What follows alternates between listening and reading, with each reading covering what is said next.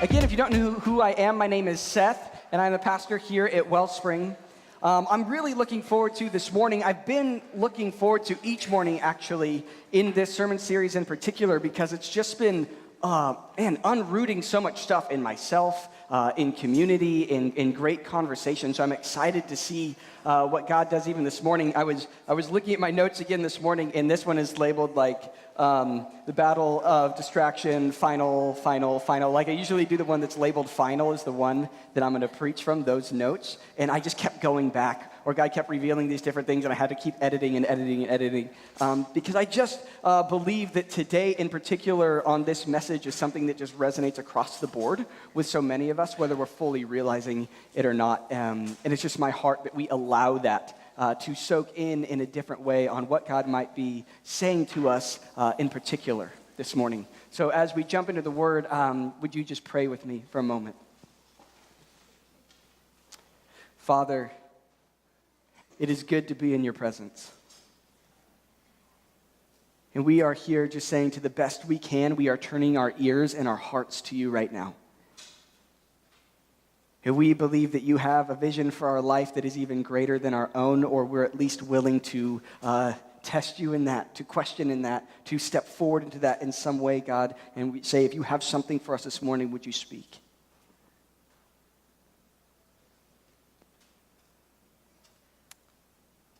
In your name we pray, amen. Okay, so there's a battle that's going on in all our lives. We've been saying this in this series through a series of battles, but in particular, I'm talking about a battle that right now, each one of you is going through.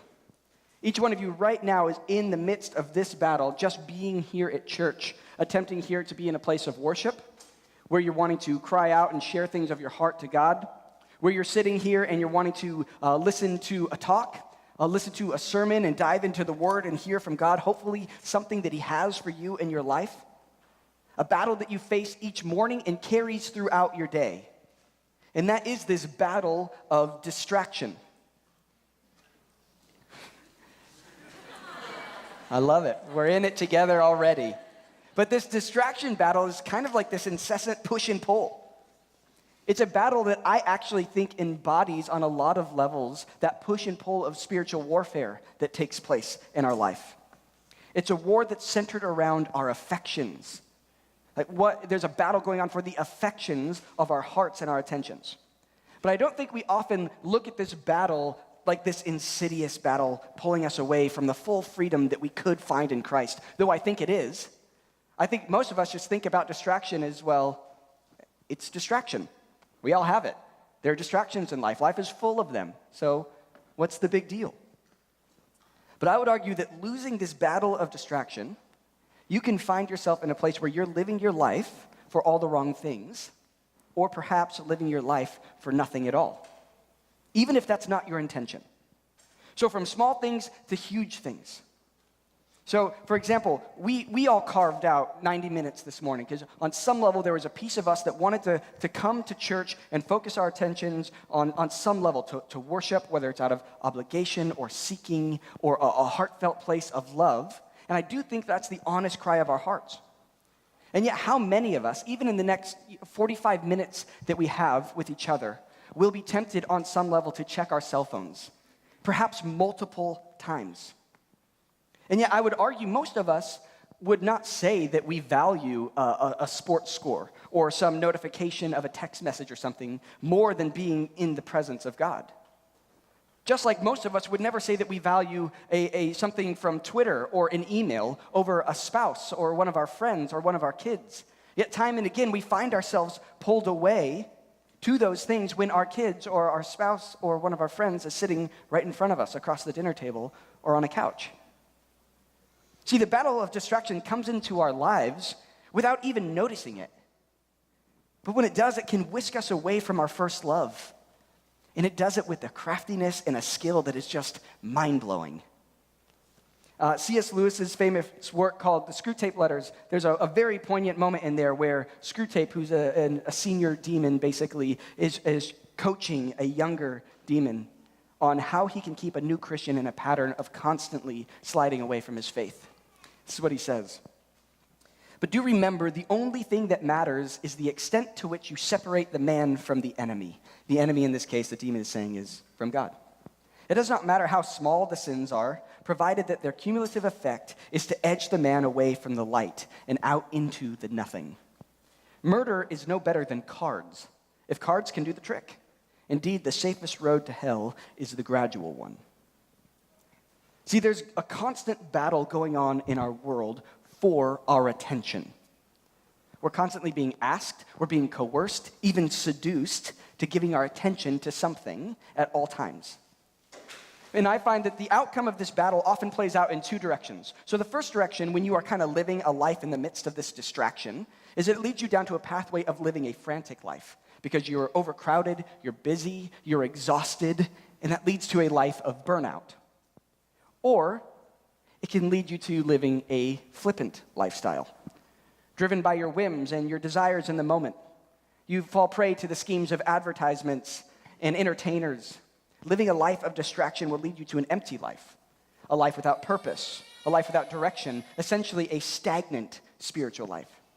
So regardless of whether this battle of distraction leads you to a place of exhaustion and burnout, or to this place of purposelessness and stagnation, the end result's still the same. It's a life of less purpose. It is a life of burden and not a life of hope and freedom that Jesus promises you. It leads to a life that's disconnected from that true source of life in Jesus himself, where you can have a relationship with him and live into that idea that he has a calling for you and a purpose for your life because of his grace and because of your faith. Recently, I was at a senior home. I got to go visit my great aunt. And she needs 24-hour care now, and so she's at this senior center out in California where she lives. And as I was there, I got to catch up with her, and it was really, really great. And while I was there, I also found myself spending time catching up with some of the other women that were at that home. And I got to hear their stories and kind of just let them share whatever it is that they wanted to talk about and share with me. And I found time and again, though, in listening to them, that most of what they shared about was their families. So they loved to show me pictures of their kids. They showed me pictures of their grandkids, some of them of their great-grandkids. And they had this sense of just such joy and delight and really just pride in their children and their children's children. But I also noticed in all of them this deep sadness. And it was not hard to take in because it was right on the surface. It was right on the surface. It was almost palpable. Because in the midst of sharing these stories of pride in their families, many of them were also lamenting the loss of the relationships that they once had with them. They would consistently throw out caveats like, oh, I know that they are just so busy. Or I understand they do have a lot on their plate. But ultimately, the truth was that many of them just missed their families. And I went back to the car, and I had this deep ache in my heart, and my heart kind of sank. Because I realized that so many people were missing out. They were missing out on genuine relationship with their grandparents and great aunts. They were missing out on wisdom and love because of the busyness of their lives and the plans and the distractions that they had all around them. And I realized that if I wasn't careful, if I wasn't intentional with my life and my time, that I could just as easily be like all of them, with my own family, with my own friends, and even with God himself. See, the battle of distraction is taking hold of our life. And when we allow that to happen, we can get caught up in all the wrong things. Because we're focused on things like productivity, momentary pleasures, plans or visions that we have for life. And we miss out on the wonder of God's most precious gift to us, which is relationship with each other. And ultimately, we miss out on the greatest joy, which is our ability to have a relationship with the creator of the universe. I believe God is calling us, in particular, to be present, to be a people who are aware of the moment and the presence of God and what he is doing in that moment. Yet so often, despite our desire for this, we find ourselves a people of distraction. So overall, I would say this definition for distraction. Distraction is anything that shifts our attention away from something that is greater and moves it to something that is of less importance. Anything that shifts our attention from something of greater importance and shifts our attention to something of lesser importance. Which I also think is a complicated thing, because oftentimes you give your attention to whatever you think is important in that moment, right? That's why you give your attention to it. Therefore, you would think that all our distractions in life would reveal to us what's truly important to us. That's actually a common phrase.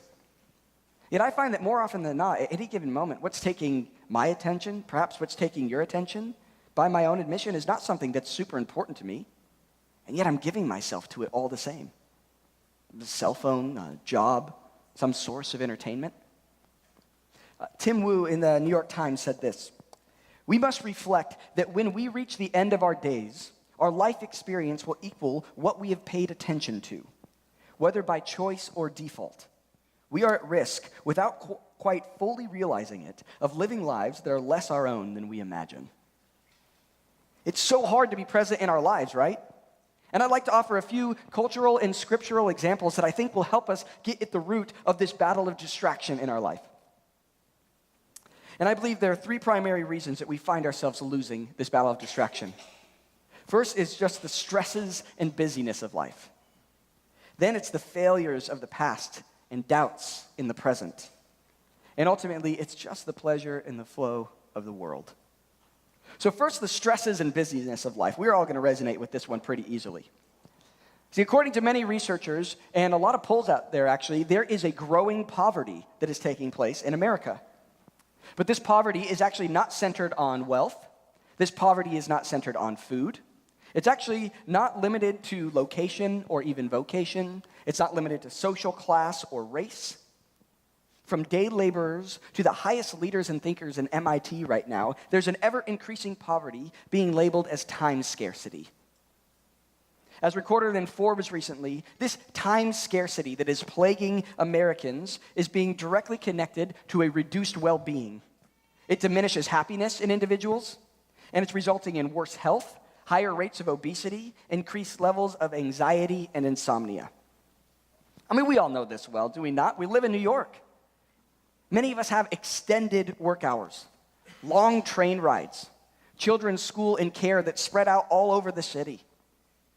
And there's a desire and a need inside of us sometimes for a side hustle, whether that's to perpetuate our sustainability or our own passions. And at the same time, there's also a pressure for your own career to develop and grow. And despite all of our modern conveniences and all the time-saving devices that we have, we're more busy and fragmented than ever before. And through time, it slowly starts to deteriorate our souls, and it diminishes our well-being. So whether this time scarcity is actually a reality for you, so whether busyness is something that you really struggle with because you do not have enough time, or whether it's actually more of an emotional and mental busyness where you feel like you just can't take on anymore. You just don't have enough time, or your brain is just saturated. It's leading you to the same place, which is a hurried life. However, this is not just an issue of busyness and hurry that I want to talk about, because there's a deeper root behind the busyness of our lives and the hurried nature that we all find ourselves functioning in. John Ortberg once said that hurry is not just a disordered schedule. Hurry is a disordered heart. And that's it, right? On a deep level, it's a heart issue. Our frantic hurry and our busyness on display lacks this core trust that we must be missing, that we really believe that God is our provider. See, without realizing it, we get caught in this trap of trying to control our lives. We're trying to control our own well-being. Even we're trying to control our own salvation, believing that our love and our relationship with Jesus is dependent on all that we can do and all that we need to accomplish. Listen to some of these symptoms and see if any of these resonate with you. An incessant need for productivity. The constant desire for success. Carrying guilt as a motivator for good works. Stress and anxiety about your sustainability. These are all symptoms of a hurried culture that denies the truth that real freedom is only found in the presence of Jesus. And I think this is displayed well in the New Testament in the story of Mary and Martha. I'm going to read part of that story here from Luke. As Jesus and his disciples were on their way, he came to a village where a woman named Martha opened her home to him. She had a sister called Mary who sat at the Lord's feet listening to what he said. But Martha was distracted by all the preparations that had to be made. She came to him and asked, "Lord, do you not care that my sister has left me to do the work by myself? Tell her to help me." "Martha, Martha," the Lord answered, "you are worried and upset about many things, but few things are needed, or indeed only one. Mary has chosen what is better, and it will not be taken away from her." There's a quote that I think sums up our world that the Red Queen says in Alice in Wonderland, which is this: "Now here you see, it takes all the running you can do to keep in the same place. If you want to get somewhere else, you must run at least twice as fast as that." That's the trap that Martha had fallen into. And that's a trap that we all fall into so often. We long to know and hear Jesus, but we don't have the time, or actually even the attention span, to open up our Bible and allow the thoughts and the cares of our world to actually drift away long enough to hear something. We all know that battle. And we want to get there, but we can't quite let ourselves get there. We long to be encouraged. We want to have encounters with the Spirit. I think that's a genuine longing in our hearts. And yet when opportunities come up to pray with one another, to participate in a worship gathering with each other, we often find ourselves so exhausted or so busy that we're not able to commit to it or participate in it. And if that's the reality in your life, and then the sobering truth for you may be the need to confront that. And it's the same truth that Martha had to confront. And that's that you simply may be too busy to be in a relationship with Jesus. As the devoted Quaker Thomas Kelly once observed, people nowadays take time far more seriously than eternity. There's a great pastor, John Ortberg, I quoted him once already, and he tells a story of when he went to one of his spiritual mentors. And he kind of shared with him where he's at in his life, where he's at with his family, some of the things he's wrestling with. And this is a great man, a great pastor, longing to grow in maturity. He's even going to a mentor. And he kind of shares with the rhythms of his life, and he's asking his friends advice because he wants to be spiritually healthy. And after he shares all this and gets it all out, his friend took a long pause on the phone and then said this: "You must ruthlessly eliminate hurry from your life." And then another long pause. And John's like, "Okay, I've written that one down. That's a good one. Now what else is there?" Because he knew he had only so much of his friend's time, and he was anxious to cram as much spiritual wisdom in as he could. And then, of course, another long pause. And his friend said, "There is nothing else. You must ruthlessly eliminate hurry from your life." That's barrier number one. Let's look at barrier number two: failures of the past and doubts in our present. Well, busyness oftentimes brings us to that place of unintentionally losing the battle of distraction, which I think hurry really does. At other times, I believe the failures of the past and the doubts that we carry in the present lead us to a place of intentionally choosing to fall into distraction. Distraction essentially becomes a coping mechanism by essentially allowing us to avoid coping. So you may carry shame about bad decisions, or there are some hard and hurtful things in your life that you feel like you cannot fully overcome. Or maybe there's huge questions that you're wrestling with, or doubts that you have in your faith, questions on why and how God works the way he works, or why he would allow certain things. And instead of taking the time to contend with those things, instead of confronting them and seeking restoration or perhaps resolution, you find yourself essentially playing the game of constantly changing the subject. Something uncomfortable comes up and you allow yourself to be distracted. You dive into fandom of a sports team. You fill your schedule completely filled with outings and dates and parties. Maybe you focus solely on the development and the passions of whatever your kids are into, so you just throw yourself into that. Or you join a club or a group that focuses on some great cause. You do anything as long as it allows you to keep hopping from thing to thing, skimming along the surface of your heart without ever having to uncover what is deep within it. We see this, I think, in the Apostle Peter. When he's hurt and he's disillusioned by his own failure and by the death of Jesus in the wake of it, he doesn't allow himself to probe deeper. He goes back to what he knows. He begins to fish again, because that's what he knows. He fills his time and he fills his heart with work, focusing on the task at hand and not focusing on the state of his own heart. We also see this in another individual, in Moses, after he committed murder. He flees and he hides in the desert, far away from his previous life, putting as much distance as he can between the things of his past and himself now. And he's out there in the desert, living there for 40 years in obscurity. But the beauty of both of these stories is that these men do not end their story there. Both of them are caught up in the battle of distracting themselves intentionally. But they were not defeated by this battle. In each instance, our loving God just shows up.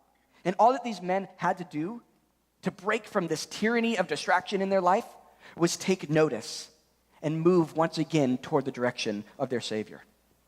In John 21, we see the resurrected Jesus approach the disciples from the beach.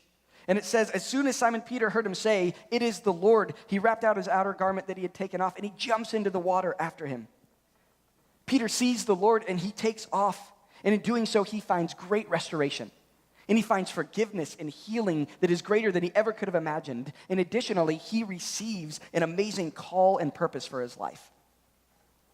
Moses, in the desert, in obscurity, comes across a burning bush. And he takes notice. He doesn't run away. He doesn't just ignore it. He humbles himself in the presence of God, and he listens. And because of that, he receives a greater calling and greater purpose in his life than he ever imagined. And then this will lead us to our third barrier, which is just the pleasures and flow of the world. And as you might have imagined, this one is very easy and simple to fall into. But it's also really dangerous because it can seem so harmless. But it results in the exact same damage and the exact same distance from our Creator as these other two. So we all get caught up in the flow of life. We understand this. In fact, this is actually the default mode of our culture right now. Our culture actually promotes distraction. I mean, you're on television on some kind of streaming device, and it's just automatically going to play the next episode for you. If that's not an all-out attack on distraction, I don't know what is. Each article you read has a series of clickbaits that you want to, because they want you to keep reading, or it'll just flow into the next one.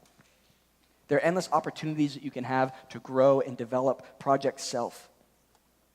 If we're not intentional then with what we're giving our attention to, basically what happens is we all just fall prey to becoming mindless consumers.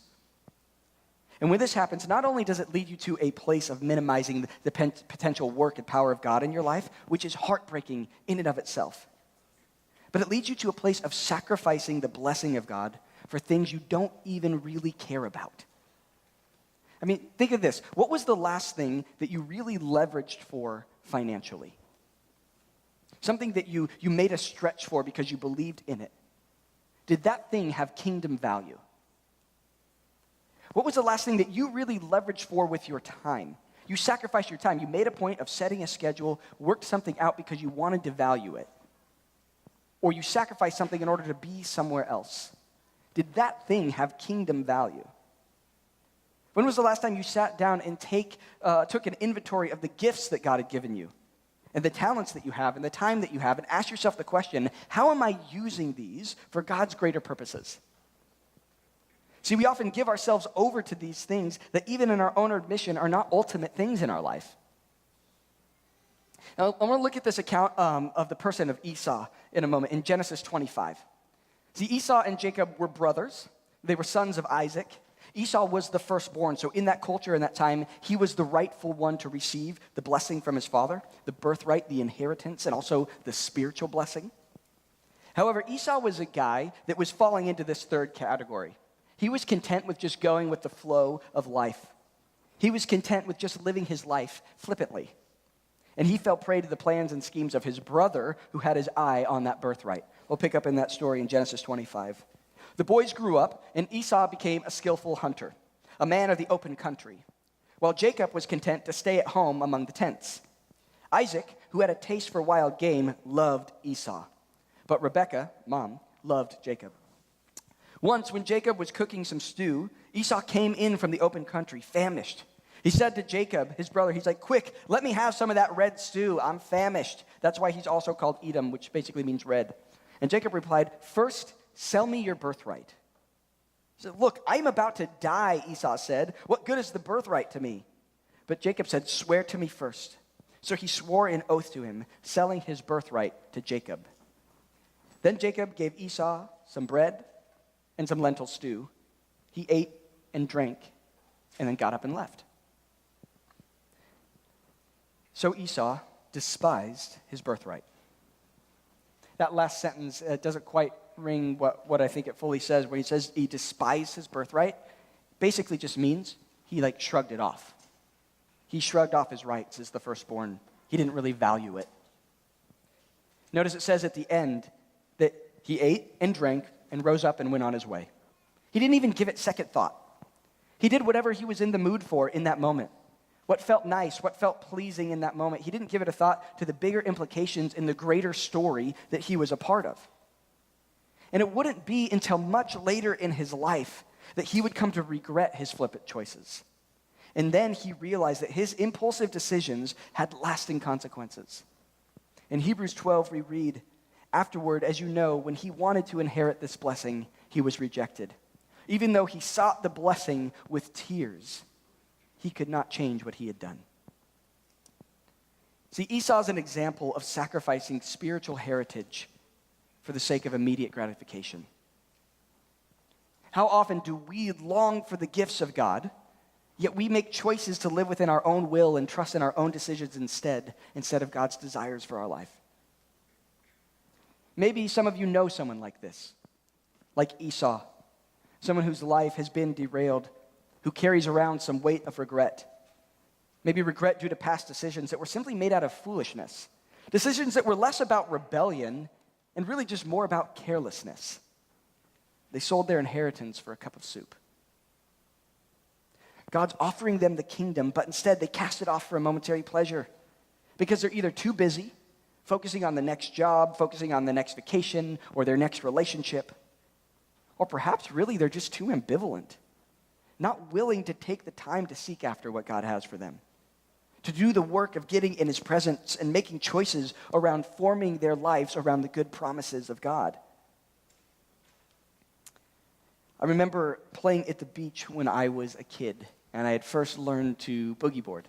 And I was so proud of myself because I was actually able to go out into the waves and catch waves on my own. However, there's one day in particular where I was out there on my own, just loving what was going on, and there was a really strong current. And what happened with that current is apparently, I didn't find this out till later, that current was sucking me down the side of the beach. And before I knew it, there was a point where I looked up, and I had no idea where I was. And it turns out that the lifeguard stand and the towel where my dad was actually now over a mile down the beach. And a lifeguard had to come save me, and I was super embarrassed and bring me back.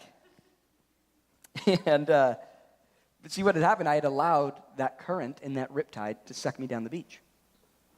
And I just think that is such a great picture of how distraction works in our life. There has to be an intentional willingness and an awareness for us to swim against the current. Or we're just too easily going to find ourselves getting swept up in that current and going along, doing our own thing, and going with the flow. And when we do that, what happens is we look up one day and we realize that we're a mile down the beach from where our Father is. Jesus said the kingdom of heaven is like a merchant looking for fine pearls. When he found one of great value, he went away and sold everything he had and bought it. Hebrews 2 says, we must pay the most careful attention, therefore, to what we have heard so that we do not drift away. This morning, I want to take that advice given from John Ortberg's wise friend and take it one step further by saying we must ruthlessly eliminate distraction from our life. Things that are pulling our attention, things that are pulling our affections off of the greatest thing and placing it on some lesser thing. You may be unintentional about this battle. As Paul would say, you are one who is tossed back and forth by the waves and blown here and there by every wind of teaching and by the cunning and craftiness of people in their deceitful scheming. And to you, I would encourage you to get intentional. Even like in a base pastoral applicable way, do something like exchange every like and comment that you make on social media for a real-time compliment and encouragement to another individual. Exchange the time you spend looking into a screen and use that time to look into the eyes of somebody that God has placed right in front of you. Exchange some of that worship and pursuit of success and sustainability and point it toward the one who gave up everything just to have a relationship with you. See, the antithesis of distraction is presence. And there's no greater way to show our love to one another and to God himself than being present. Giving of our full attention, choosing to turn our minds and our prayers and our thoughts and give our focus fully over. Give our time fully over. And I also want to take a moment to address folks who feel like this battle of distraction in their life is an intentional choice. So I believe there's some of you here now that have a pain in your heart or some deep hurts and some deep questions that you're wrestling with. And some of those answers and fixes may not be quick fixes. Some of them may not be easy answers and have easy solutions, and I understand that. But because of that, it's a lot easier for you to keep jumping from thing to thing, skimming along the surface, keeping yourself busy and mastering that art of changing the subject. And to you, I just want to remind you that the kingdom of heaven is like a fine pearl. That the pursuit and the opening of yourself up to it may be hard work. It may be difficult, it may be painful, and it may be costly. But the delight and the treasure that awaits you is the reality of complete and true freedom that can be found in Jesus. It is so much greater than you imagined, and it is worth selling all that you have for it.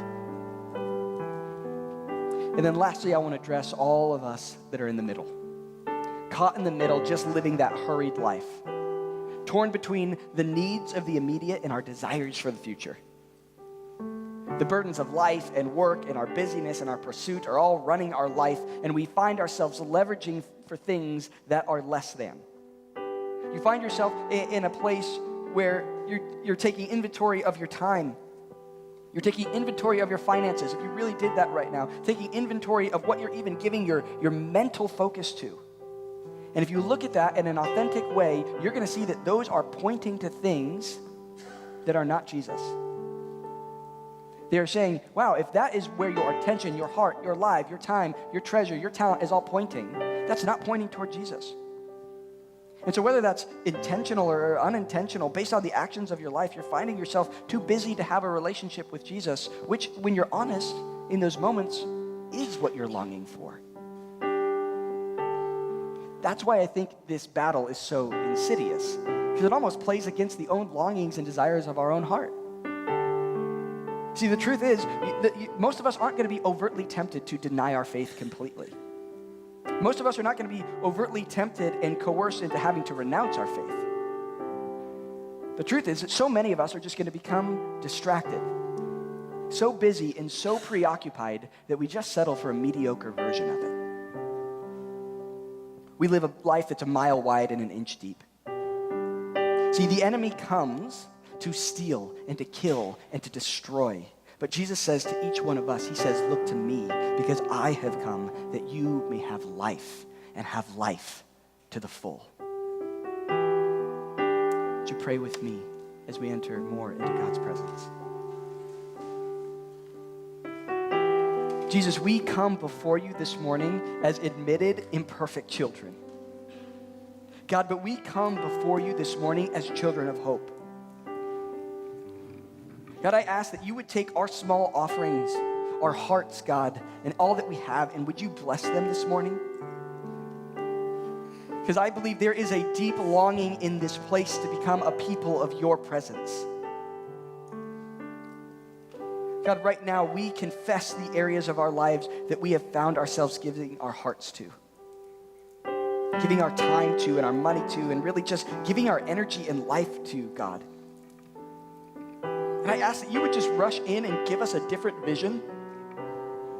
I don't know, God, give us a vision of your face.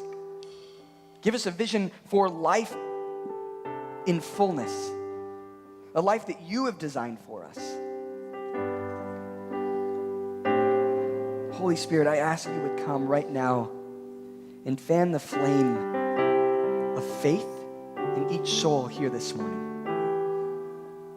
I believe there's a calling this morning of calling certain people in this room up. Like right now, God is bubbling something inside where he's calling certain people up because he has a new vision for them. God has a new vision for you. Some of you, it's a calling of new possibilities that you would let die and fizzle out in your mind. God is bringing up good news inside of you. Come, Lord, just remove the distractions of our life right now, Jesus. Draw us into your presence. What are you saying? I just want to give each of you an opportunity while we have this moment here in the stillness. If there are things in your heart that you are finding distracting you, that you find yourself intentionally actually allowing to distract you so you don't deal with other things, this morning actually is a time and a space where you can let those things out. Come, Jesus. Be gentle and let those things come forward. If there's things in your heart, areas in your life that you know you're giving focus to that you shouldn't, lesser things, now's the time to just lay those at God's feet and saying, hey, you take these. You take these.